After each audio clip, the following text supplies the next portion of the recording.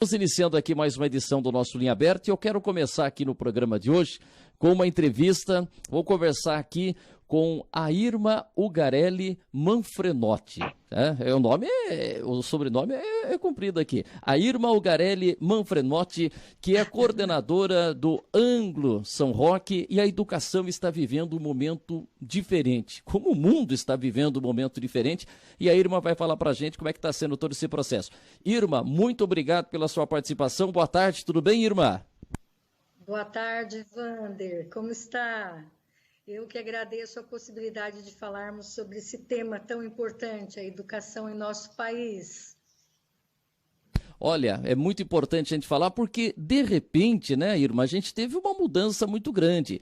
A gente já tem aí o AD, ensino à distância, com seu espaço, mas, de repente, no ensino normal, né, no ensino fundamental, no ensino médio, de repente, passar para online. Como é que está sendo essa experiência? Como é que vocês estão fazendo, por exemplo, aí no Anglo São Roque, Irma? Como é que foi toda essa mudança? Olha, Wander, é desafiador para todos. Nem a sociedade, nem os professores estavam preparados para uma mudança de plataforma educacional tão radical. O Anglo é uma escola que sempre contou com uma plataforma mais voltada para o ensino médio. No final do ano passado, abasteceu bastante o ensino fundamental 2 e agora agregou muita novidade para o ensino fundamental 1.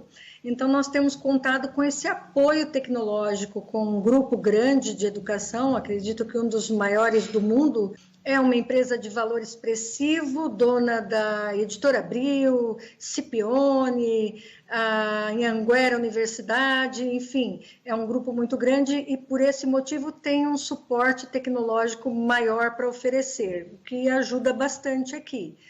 Ajuda, entretanto, nós sabemos que é desafiador para todos. Pois é, e com toda essa estrutura, né? Mas foi de repente, né? Que aí começou a pandemia e tal, e de repente, num fim de semana, falou: a partir da semana que vem não tem aula, e aí começamos a ter toda essa adequação. O André, o meu filho, estuda no Anglo, e a gente tá vendo lá que ele tem que acordar lá cedo, porque as aulas estão começando às 7 da manhã. Quer dizer, os alunos do Anglo estão com a grade, quer dizer, tem que acordar cedo e tem que acompanhar todas as aulas online. É isso, né, Irma? Exatamente, porque é muito importante que essa juventude tenha uma rotina. Eu também tenho meu filho que estuda no Anglo, está no 6º ano, hoje tem 11 anos meu filho, e é muito importante que acorde cedo, que esteja adequado no espaço para estudar, que tenha esse estímulo. O ano de 2020 tem de ser aproveitado, essa meninada precisa estudar, não é, Wander? Agora, a gente está acompanhando, né, como pai, a gente está vendo a rotina do filho. Mas e a rotina do professor? Você como coordenadora, como é que foi isso, né? Porque o professor está acostumado ali na sala de aulas, está olhando, está vendo os alunos e de repente teve essa mudança também. O profissional, o professor, como é que tem sido essa reação do professor nesse novo jeito de dar aula? É impressionante, Wander, porque quem ensina sempre tem que aprender, sempre. Principalmente movido por esse desconforto momentâneo aí da pandemia. Nós temos a grata satisfação de professores com 70 anos, que se adaptaram até que bem às plataformas, à tecnologia, estão dando lá um show. Eu não digo que eles sejam youtubers, porque eles são pessoas que trabalham com conhecimento, mas é prazeroso ver o movimento dessa equipe. Nós temos a professora Cida Lombardi, que dá aula de Química, temos a professora Roseli, que dá aula de Matemática, temos no ensino médio o professor Fausto, que foi fundador também do Anglo Sorocaba e que é autor de conteúdo do Sistema Anglo. Essas pessoas nem trabalhavam com tecnologia e agora elas estão dando um show nas aulas, usando aplicativos. Tem sido muito, muito gratificante ver o quanto o professor assume esse papel. É lindo de ver. Pois é, você falou da Cida Lombardi, né? O Lombardi, a Cida que a gente conhece há tantos anos, e Lombardi por conta do sobrenome do esposo, Décio. Décio que... São Roque é todo mundo se conhece, né? O Décio que é irmão da minha vizinha, da Zélia. O Décio, fui no casamento do Décio, eu era pequenininho, mas eu fui no casamento. E a Cida Lombardi, a Cida, né? Que a professora Cida, que é filha do nosso Luiz do Seminário, né? Quando fala em São Roque, lembra do Luiz do Seminário, já lembra da Cida aí. E a Roseli também, que a gente conhece já há um bom tempo, a esposa do Rodolfo, né? Que a gente carinhosamente chama de Fofo. E a Roseli, no caso seguinte, né? A Roseli dá aula e o filho também que dá aula de história, né? A família está na educação, né, irmã? São famílias de São Roque, famílias maravilhosas e que complementam um prazer imenso do Ângulo São Roque de estarem conosco. E vou te falar, surpreendem todos os dias. Ó, famílias para agregarem, e que garra que tem, viu, Vander? É maravilhoso de ver. O que eu tenho para te dizer é que contar com essa equipe é algo fenomenal. Cida fenomenal, Roseli fenomenal e outros professores incríveis que nós temos aqui de São Roque, como o Luiz Ninja de matemática, que é muito festejado pela meninada, e enfim, os nossos números têm mostrado grande eficiência aí com essa turma que trabalha pra caramba. E temos aí o nosso professor de geografia, o Caio, né? Esse já é youtuber, hein? Porque o que ele manda de vídeo, ele já trabalha em outras plataformas, está sempre em contato com a garotada, quer dizer, esse se adaptou muito fácil, esse já estava pronto, né, para o ensino online, né, irmã? Isso, o professor Caio é muito integrado com os alunos, ele fala muito a linguagem, é muito próximo. Outro dia ele cozinhou um ovo para mostrar na aula como é a geografia, né? Como que é a Terra. E a Terra ela não é redonda, ela é realmente ovalada. E para a criançada foi um delírio. O professor descascou o ovo e mostrou essas nuances da geografia ali, e assim você faz algumas coisas que alcançam a meninada de forma mais efetiva, sabe? É bonito de ver. Pois é. Agora, irmã, você que é coordenadora do Ângulo São Roque, e como é que é esse trabalho com os pais? Porque os pais estão acostumados ao seguinte, olha, eu fiz a matrícula, meu filho vai ter uma aula, né, na sala de aula normal, tal, e como é que está sendo isso que você tem que passar para os pais dizendo o seguinte, olha, a gente está vivendo uma nova fase, a gente tem a aula online, a gente tem aplicativos, como é que é isso? Passar para os pais a maneira que os filhos estão aprendendo agora? Tem dois lados para nós observarmos. O primeiro é dos alunos muito pequenos, do primeiro nível da educação fundamental 1, dos primeiros anos, né, os anos iniciais. Esses pequenos, eles precisam muito dos pais. Então, a nossa grande ponte tem sido com as professoras que são as titulares das salas. Embora cada sala de aula desses alunos tenha pelo menos 8 professores, que tem espanhol, tem inglês, tem música, tem um programa do Franklin Covey, que é o Líder em Mim, educação física, enfim, há muitas disciplinas para eles estudarem.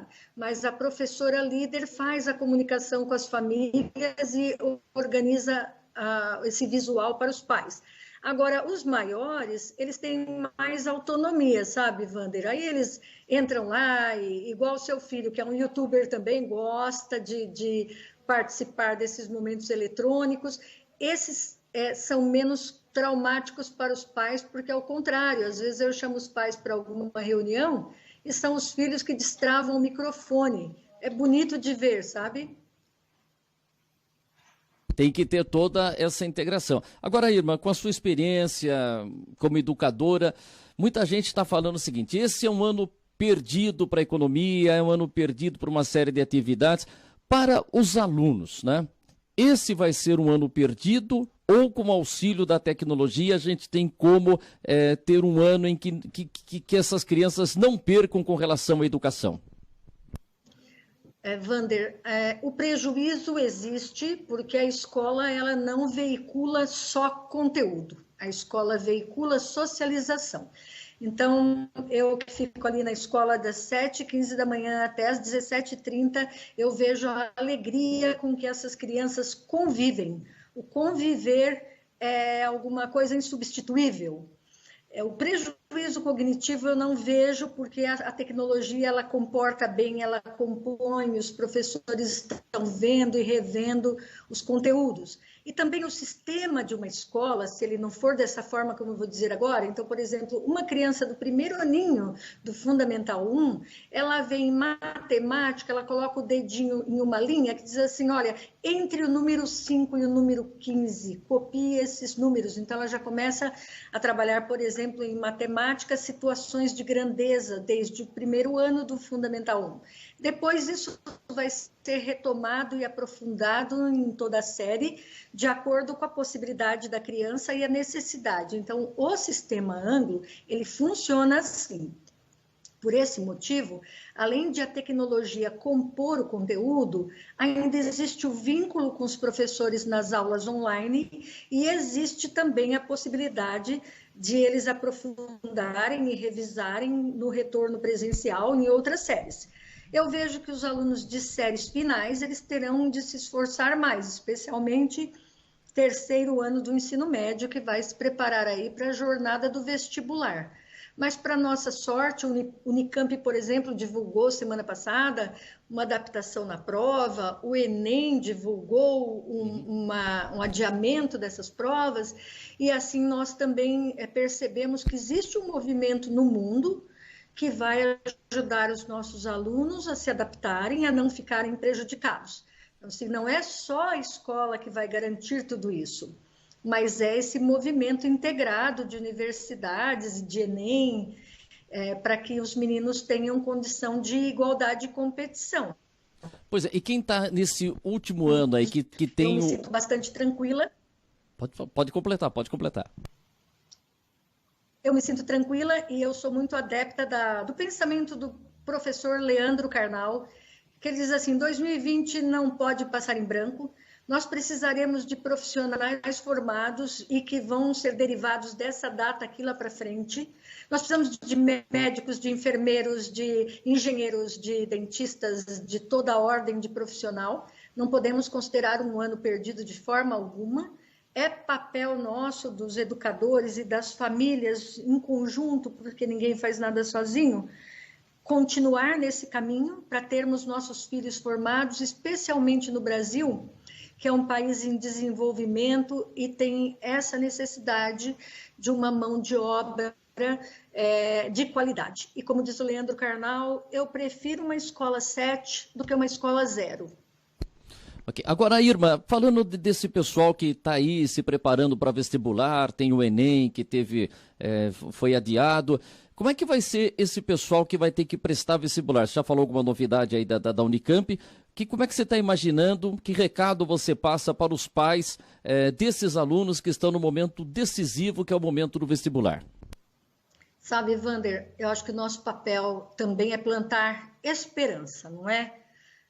De notícias ruins, está tudo muito pleno. Então, algumas ações que eu penso. Primeiro, os alunos do Anglo e das escolas particulares, eles estão bem assessorados, eles fazem aula online. No Anglo, por exemplo, no ensino médio, eles têm uma apostila com aula enumerada, e além da aula online com o professor, que é hoje o responsável pelo encaminhamento daquela disciplina, ele tem aula a aula, a teoria em vídeo e tem as resoluções do exercício em vídeo. E ele pode aproveitar tudo isso e pode conversar com o professor e explorar. É muito importante que essa meninada nossa fique revestida de fé e de esperança, acredite no futuro deles, aproveite todas as oportunidades que existem, até porque existem outros aprendizados periféricos aí, né? A pessoa aprende a lidar com tecnologia, a pessoa aprende a lidar com a própria ansiedade e a se concentrar e a ter foco, e esses aprendizados serão muito úteis para que ele enfrente um vestibular também. Até porque o Enem lançou uma versão digital para esse ano, e é uma tendência forte que os vestibulares sejam em plataformas digitais. Isso realmente é muito importante, né, nesse momento que esse pessoal está pensando aí o que vai definir com relação ao futuro. Agora, Irma, você acha que o jovem estudante pensar o seguinte, olha, eu quero ser, quando crescer, tal profissional, né? Quero para determinada área. E tem esse pensamento. Agora, com essa pandemia, com esse jeito que a coisa está mudando, você acha que vai influenciar também na escolha profissional? Muita gente, pelo desempenho que alguns profissionais estão tendo nesse momento, na linha de frente, você acha que pode fazer com que esse jovem, nesse momento, pense em seguir uma outra carreira? Seguramente, Wander, o que identificamos na educação é que muitos jovens eles têm de fazer uma escolha. E por nossa experiência, até é comum ver um aluno que fez uma escolha, depois ele vai e começa a frequentar aquela universidade, não se agrada muito daquele curso, volta. Então, assim, claro que o jovem pode flutuar. Entretanto, há outros jovens muito seguros do que querem para a vida deles. A minha visão é de que o que ele vai fazer pode não modificar muito. Vamos precisar de engenheiros, arquitetos, médicos, dentistas, vamos precisar de pessoas que se voltem para programação, para computadores.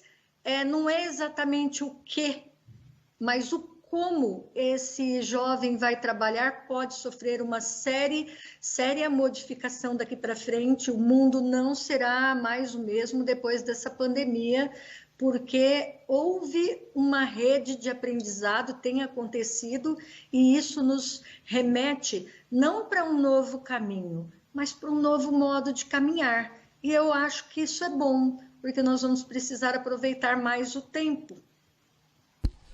Irma, você mandou um texto para a gente a semana passada e a gente colocou lá no nosso site, no wanderluiz.com.br. Você mandou o texto assim: do dia em que aprender uma palavra já é muito importante. Quem quiser depois pode entrar lá no nosso site, vai encontrar esse texto. Mas por que você resolveu escrever esse texto e com esse título? Do dia em que aprender uma palavra já é muito importante. Wander, eu sou uma pessoa apaixonada pela educação, apaixonada. E eu acredito que a educação é o único elemento transformador na vida das pessoas.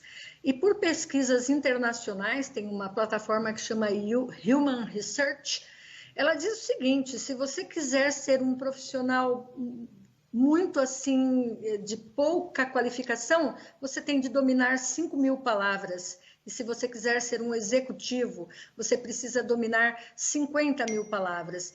Então, eu fico encantada quando eu vejo um jovem, um adolescente dominar mais uma palavra. E que essa mais uma seja em português, em espanhol, em mandarim.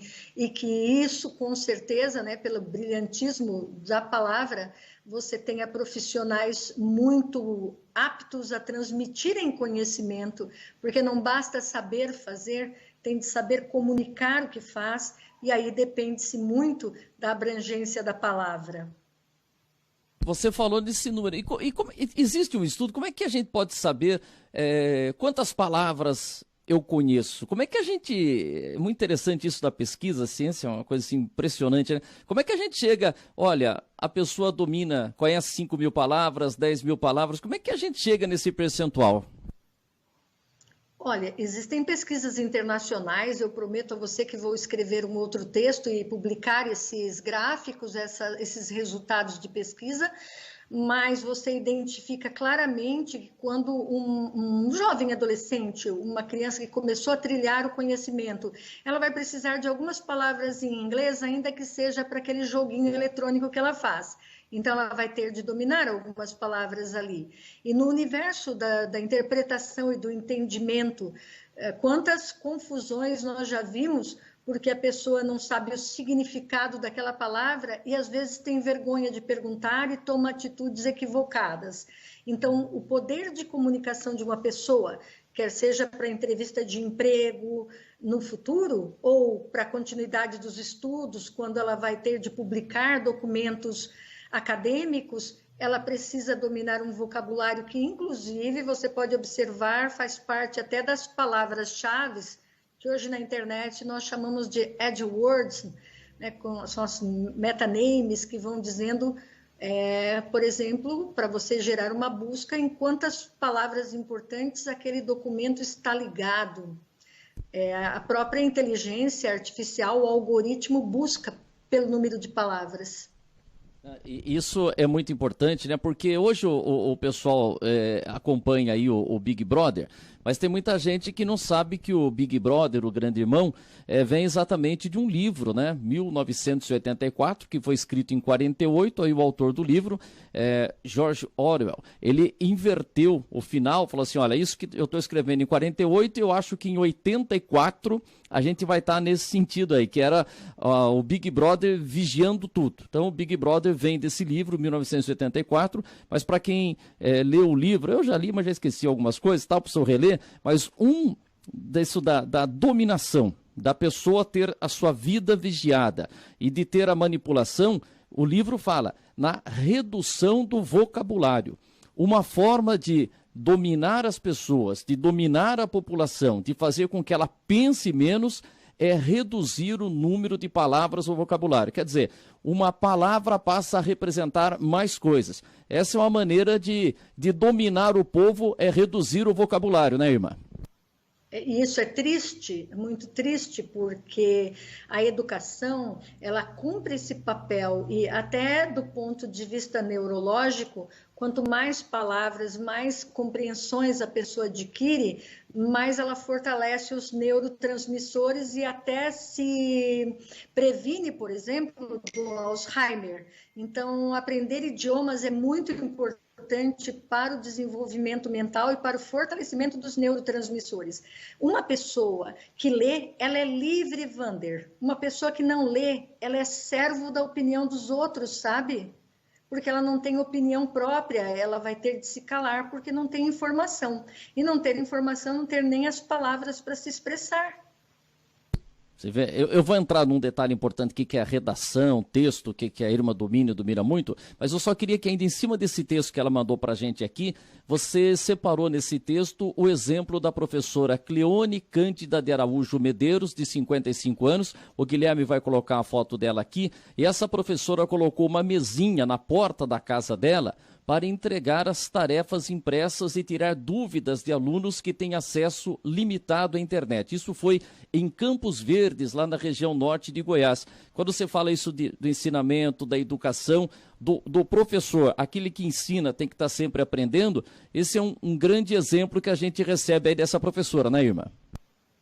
É fantástica, essa pessoa é fantástica, ela merece todas as nossas homenagens, porque quando uma pessoa se esforça para modificar o status quo de um ser em aprendizagem, né? Um adolescente, uma criança, ela tem cumprido não uma profissão de professora, mas uma missão fantástica.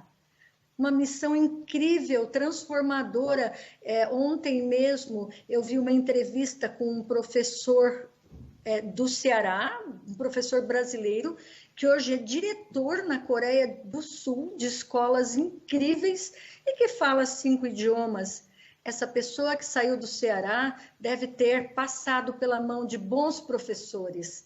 E com certeza é reconhecido em qualquer lugar do mundo, porque o conhecimento tem valor. Essa professora planta uma semente magnífica que vai florescer.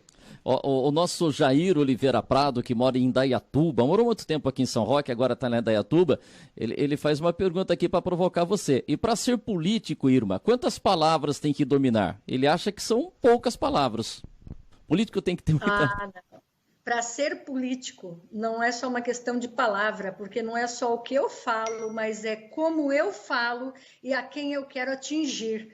E quando você é um político da massa. E aí precisa realmente estudar comunicação, né? Eu conheci alguns políticos já em toda a minha vida e sei que o processo de comunicação é imenso. A minha carreira profissional passa por essa assessoria em comunicação, que treina as pessoas a falarem, inclusive a pensarem antes de falar, porque quando você costuma usar aquela frase, não foi bem isso que eu quis dizer, você perdeu uma chance imensa de dizer bem pela primeira vez, e hoje essa palavra não é ouvida por um só, ela é replicada na mídia e tem uma abrangência que pode manchar a imagem de uma pessoa para sempre. Então, a pessoa tem de ser um engenheiro da arte da palavra para especialmente articular o que quer dizer e alcançar o objetivo. Você falou uma coisa muito importante aí, né? O que está acontecendo? Pensar antes de falar, para depois não ficar, não era isso que eu queria dizer, eu falei no momento. Isso está faltando muito, né? Principalmente nas redes sociais, qualquer notícia que você coloca lá, já vem um comentário. Isso é muito importante. É até aquele ditado que fala, né? Que a gente tem que ouvir mais e falar menos. É até por isso que a gente tem 2 ouvidos, né? 2 orelhas e uma boca. A gente tem que ouvir mais e pensar muito na hora de abrir a boca, né, irmã? Olha, Wander, vou até complementar. A rede social, ela traz um momento muito rico para a nossa vida, porque ela permite uma conexão com as pessoas nunca antes vista. Eu mesma tive a oportunidade de resgatar contatos incríveis por causa da rede social, no Brasil e no exterior. Mas as pessoas, elas precisam pensar na consequência das críticas que elas fazem, como elas podem prejudicar a vida das outras pessoas e pensar que mesmo que elas queiram apagar, às vezes um print de tela vai caminhar aí indefinidamente e essa palavra você não resgata mesmo mais. Isso é muito importante. Então, eu vejo assim com tristeza que o Mark Zuckerberg, fundador do Facebook, declarou ter vergonha de como o brasileiro usa essa mídia social. Nós precisaríamos aprender a pensar nas consequências. Por que fazer isso? Por que publicar isso? O que eu vou realmente plantar com isso? Porque a palavra, depois, ela cria asas e você não resgata. Isso é importante. A gente está conversando aqui com a Irma, que é coordenadora aqui do Ângulo, mas a Irma tem uma experiência muito vasta como consultora em comunicação, trabalhando em várias empresas, né? Seara Experian, Mafre Seguros, Tóquio Marine, Febraban, Magazine Luiza. Quer dizer, você sempre fez também essa consultoria em comunicação, você ficou muito tempo nessa área também. Muito tempo na área de comunicação, posso dizer que nesse papel social que é ser professora, eu também aprendi muito com pessoas muito importantes no mundo dos negócios e como é bom estar em comunicação com as pessoas, como é bom aprender o que houve e dali já buscar solução, porque o inteligente aprende com o próprio erro, o sábio observa a falha dos demais e já evita aquilo lá para não ter outros problemas maiores. Olha, o Zé Fernando Rabechini, que é o nosso colunista aqui também, daqui a pouco vai participar, é sensacional. Ler sempre me inspirou e me libertou nesta pandemia. Estou relendo todos os meus contos de madrugada. Parabéns, Zé Fernando Rabechini. A Simone Júdica, que já vai participar com a gente também, está aqui. Eu queria aproveitar e falar um pouco isso da língua portuguesa. A gente está vendo, né? Além de muita gente não pensar no que vai antes de escrever, escreve lá. Mas tem gente que pensa também, mas escreve. Como a gente encontra palavras erradas aí. Claro que de vez em quando eu dou minhas batatadas também aí. Mas vou dizer uma coisa para você. O que a gente vê de você com cedilha, a gente com J, a coisa tá feia, irmã. O que está acontecendo com o jeito que está sendo maltratada a nossa língua portuguesa? E parece que o pessoal não está preocupado com isso, né, irmã? Eu fico preocupada também, Wander, e assim, esse é um dos papéis insubstituíveis da escola, porque a leitura, ela ajuda no acréscimo de vocabulários e também na correção ortográfica, porque a sua retina fica em contato com aquela escrita adequada. É claro que nós precisamos considerar as pessoas que têm dificuldades fonoaudiológicas e que hoje tem condição de melhorar esse aspecto com um tratamento fonoaudiológico na idade adequada. Então, uma criança acima de 9 anos com dificuldades ortográficas, ela merece um olhar mais atento. Agora, o adulto também pode se recuperar dessas questões, só que entre 14 e 65 anos em toda a população brasileira, só 8% entende o que lê em função da fragilidade na alfabetização, sabe? E numa fragilidade de alfabetização, a pessoa ela tem uma ortografia diferente da norma culta, mas eu quero também salvaguardar, Wander, que eu tenho tios da área rural e que não tiveram muita oportunidade de estudar. E eu tenho muito orgulho de vê-los escreverem na mídia social e se comunicarem conosco, apesar dos erros ortográficos deles, sabe? Isso não os desmerece. Eles têm um conhecimento de vida muito grande. Agora, é importante para uma comunidade conhecer a norma culta, porque é pela norma culta que estão pautados documentos, registros e tudo mais. Né? E depois também, eu sou professora em língua inglesa e trabalhei na Sociedade Brasileira de Cultura Inglesa lá em São Paulo, que é uma das melhores escolas de inglês do Brasil.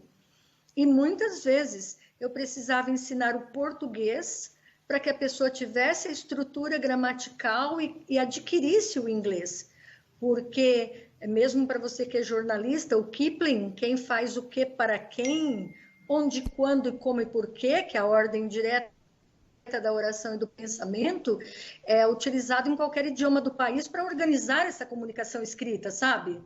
E aí um cuidado ortográfico vai bem. Se a pessoa tem dificuldade com uma palavra, procure um sinônimo mais simples, porque o correto é muito importante, não precisa ser difícil e rebuscado.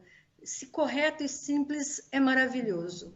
Não, eu acho que isso é muito importante que falou a Irma, né? Pessoas que não tiveram acesso à educação e, claro, precisam se comunicar, a gente entende que escrevam algumas palavras que não é da forma correta. Mas o que a gente está vendo muito, né, Irma, é pessoas que, quando escreve, pessoas que a gente conhece, falam, pô, essa pessoa estudou, essa pessoa tem lá, eu conheço essa pessoa tal, e escrevendo muita coisa errada, né? A gente entende o caso das pessoas que não tiveram essa oportunidade, que precisam se comunicar e aí de vez em quando colocam lá algumas palavrinhas que não são escritas da forma correta. Agora o que a gente está vendo é muito cara aí que a gente conhece no dia a dia, escrevendo cada coisa, aí também tá demais, né, Irma? Olha, Wander, de casos e casos, eu tenho vários para enumerar. E um deles foi um diretor de uma grande empresa que perdeu o cargo de diretoria porque escrevia tão errado e falava errado também. Os profissionais eram 750 profissionais a encargo dele. E os profissionais começaram a duvidar da competência de liderança dele, entende? Por causa da língua portuguesa, né? Tudo bem que a língua é dinâmica, a língua vai passando mudança, mas ela está sendo aí, estão tomando umas cacetadas. Ô Irma, deixa eu colocar aqui na nossa roda aqui, né, caminhando aqui nessa entrevista com a Simone Júdica, que é advogada, cronista, escreve no nosso site no vanderluiz.com.br, a seção coluna São Roquices, e a Simone adora a língua portuguesa. Acho que a Simone ela conhece mais, seguramente o léxico dela é muito amplo. Simone, boa tarde, tudo bem, Simone? Boa tarde, Vander. Boa tarde aos nossos amigos da equipe, a nossa entrevistada de hoje, a quem eu quero não só falar boa tarde, mas falar parabéns pelo empenho dela em transmitir essa valorização da nossa língua portuguesa, que tem sido tão massacrada nesses últimos tempos. E olha, Irma, a Simone gosta de umas palavras difíceis aí. Hoje a coluna dela chama-se São Roquices, mas quando ela começou a escrever, como é que chamava a sua coluna? Fala para ela aí, Simone. O nome da minha coluna era Eflúvios Poéticos. Amo. Amei. Excelente. Obrigada, professora. E várias vezes eu precisava explicar o que significava o nome da coluna. Muita gente aprendeu o significado da palavra eflúvios aqui em São Roque por meio da minha coluna, inclusive o nosso Wander Luiz. É que tem palavras que vão sumindo, né? Eu tive uma vez a oportunidade de entrevistar o Benedito Rui Barbosa lá na Jovem Pan, porque o Benedito Rui Barbosa, antes de escrever novelas, ele foi jornalista esportivo e ele participou de uma forma direta da construção do Morumbi, né? Como publicitário e tal. E aí eu tive a oportunidade de entrevistar o Benedito Rui Barbosa, que tinha um neto dele que participava lá do programa com o Flávio Prado, Jovem Pan no Mundo da Bola, e a gente teve um dia o Benedito Rui Barbosa entrou. E aí eu falei, pô, Benedito Rui Barbosa, acompanhei muitas novelas que você escreveu, Os Imigrantes e tal, mas tinha uma novela chamada Paraíso, em que tinha um cara lá numa emissora de rádio que ficava criticando o prefeito, que falava... E ele chamava o prefeito de alcaide, porque esse alcaide... O vereador era edil, que a gente até usava até pouco tempo aqui no nosso Jornal Democrata, usava muito aquele, escrevia no próximo dia 15, PF, próximo futuro, no último dia 20, no dia 20, PP, próximo passado. E aí eu falei que um dia, esse radialista que criticava lá o prefeito, ele falou assim, a nossa prefeitura está acéfala. Eu falei, caramba, né? Aí eu fui olhar lá no dicionário, tal.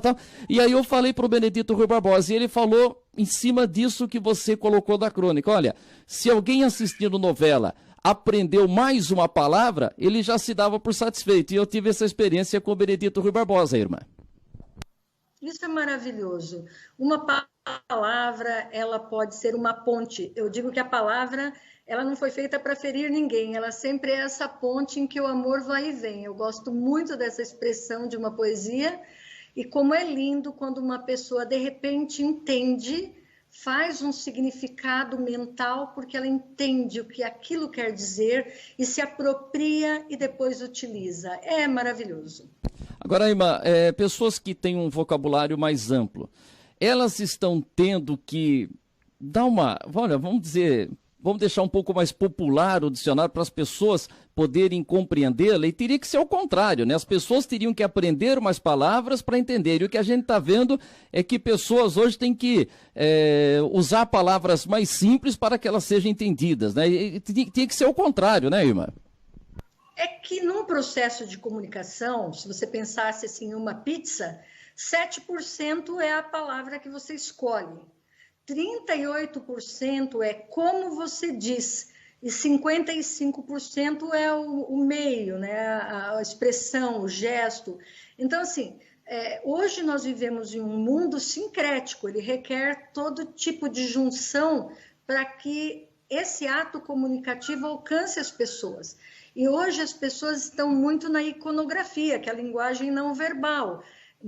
Então, hoje existe uma necessidade de que porque a responsabilidade da comunicação é do comunicador. Ele precisa fazer chegar ao outro, ele precisa tocar o outro.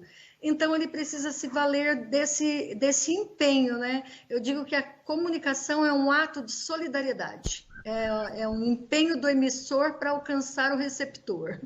Okay. Simone, você tem uma pergunta para a Irma? Tenho, sim. Professora, nós que não estamos ligados à área da educação, pela nossa percepção cotidiana, nós temos a impressão de que cada vez mais as pessoas têm um vocabulário mais reduzido, mais empobrecido. E como a senhora mesma disse, né, como exemplo, essa questão das postagens nas redes sociais, elas refletem muito bem isso. E os diálogos também que nós presenciamos.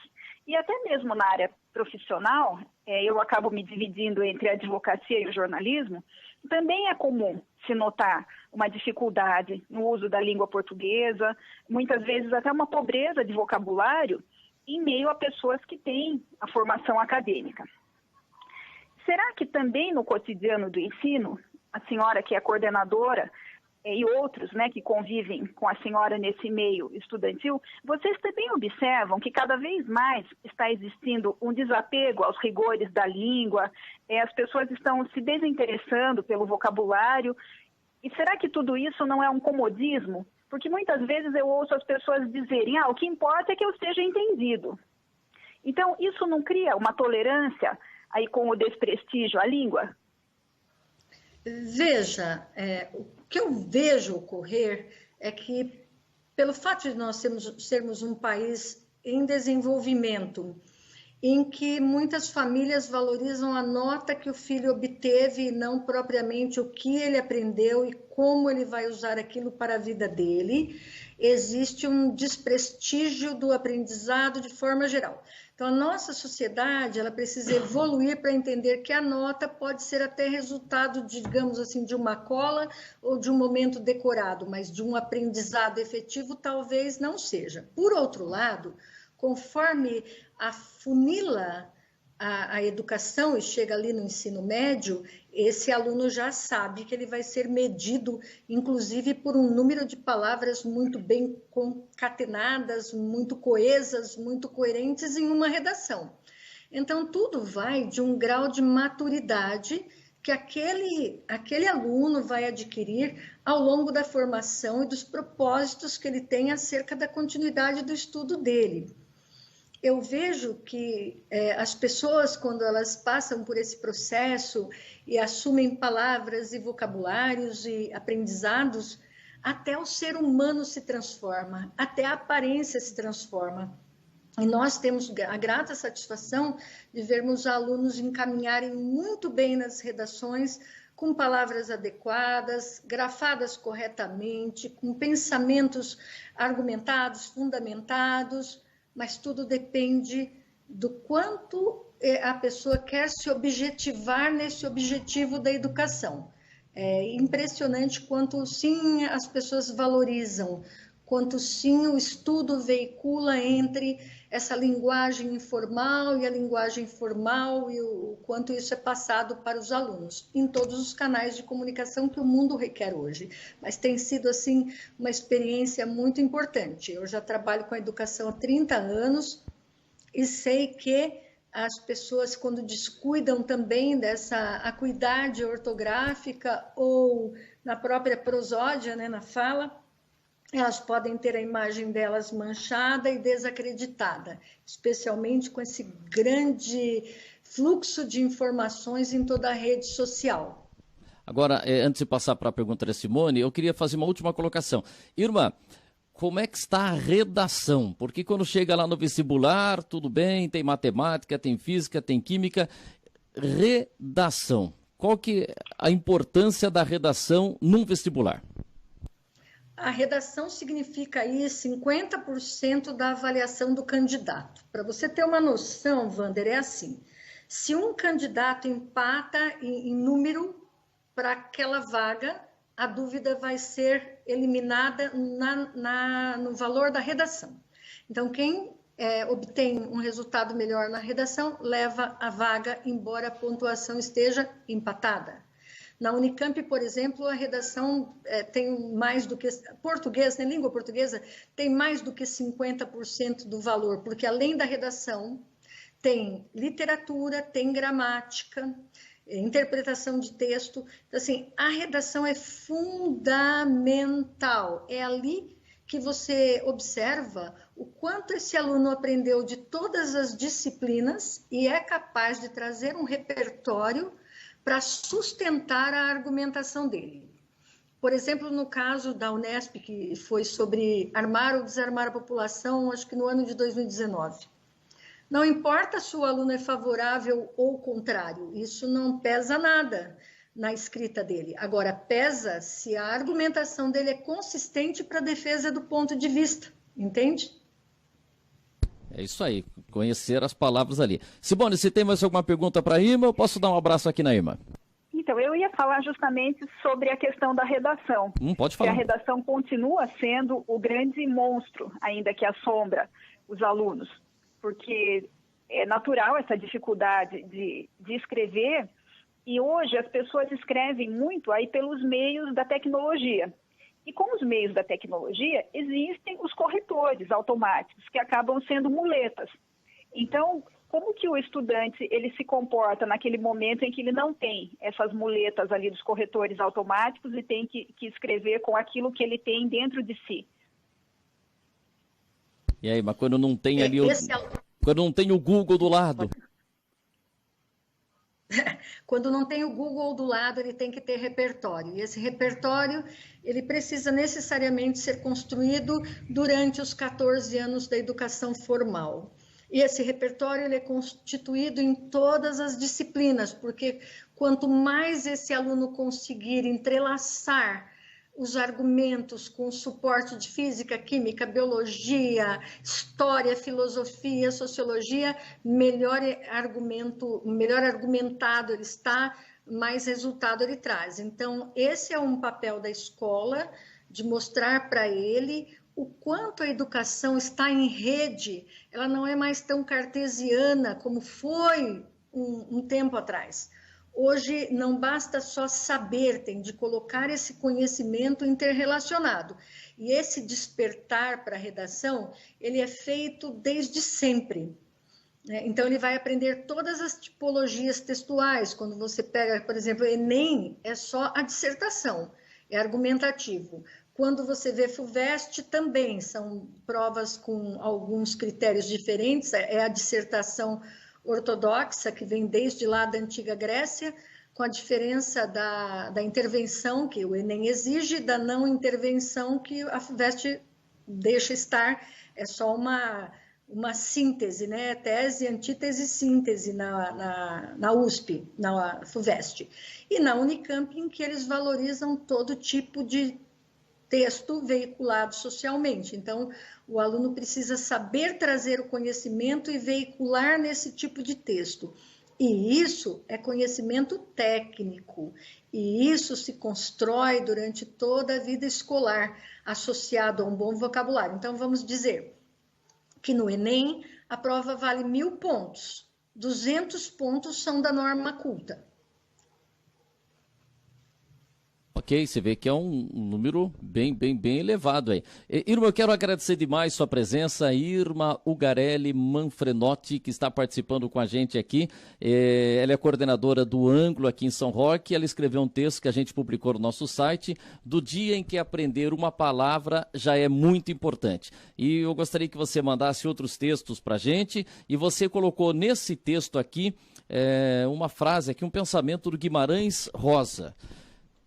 A vida é assim, esquenta e esfria, aperta e daí afrouxa, sossega e depois desinquieta. O que ela quer da gente é coragem. Guimarães Rosa. E a gente está precisando muito dessa coragem, que a gente tenha muita coragem para encarar esse dia a dia, Irma. Muita coragem para todos, muito otimismo diante dos aprendizados, e vamos fortes e firmes, porque o Brasil precisa de pessoas bem preparadas, de pessoas que tenham passado pelo processo educacional. E muito obrigada, Wander, por abrir essa oportunidade de nós falarmos sobre esse que é o único modo de o Brasil alcançar um futuro melhor. Legal, obrigado, Irma, até uma próxima oportunidade. Obrigado, hein? Passando toda essa pandemia, nós vamos tomar um café, dar um abraço no Boacir, em você, em toda a equipe. Eu tô com saudades de levar o André na escola, viu? Estamos todos com muita saudade dessa meninada, dessa alegria, dessa juventude que flui pelos corredores, ruidosa e produtiva. Porque a turma do Ângulo é fera, ô turma linda. Legal, obrigado, um abraço, Irma, tchau. Obrigada para vocês, tchau.